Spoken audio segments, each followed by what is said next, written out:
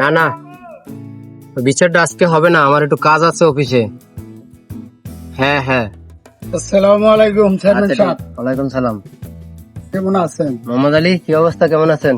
বসেন বসেন। আছি তো আলহামদুলিল্লাহ ভালোই, কিন্তু মন মানসিকতা ভালো না। কেন, আবার কি হয়েছে? ছেলে একটা বেকার, ভাতিজা একটা বেকার, মানে এগুলি নিয়ে তো বড় বিপদে পড়ছি। মানে এগুলি নিয়ে কোনো একটা কাজ কাম দেওয়া যায়? গ্রাম অঞ্চলে কি ওইরকম কাজকর্ম আছে যে ওখানে একটা কাজকর্ম দেওয়া যাওয়ার জন্য করবো? আছে, আমার অফিসে একটা পোস্ট খালি আছে, যেমন এই পিওনের পোস্ট। এদিকে এখন পোষাবে আর এদিকে করবো এইসব পোলাপান। আমার ছোট ভাইটা দেখেন বাদামের মতো ঘুরতে আছে, ও কোনো কাজকর্ম করে না, পোলাপান আড্ডা মাড্ডা মারতে আছে। কি করবো আসলে? তিনটেই এক হয়ে গেছে। আমি তো দেখি প্রায় আড্ডা মারে, রুডে গাডে মানুষে কত খারাপ কিছু কয়, যে তিনোটা বাদেন না। মানে দেন চেয়ারম্যান সাহেব, কোন একটা ব্যবস্থা নিয়ে করা যায়।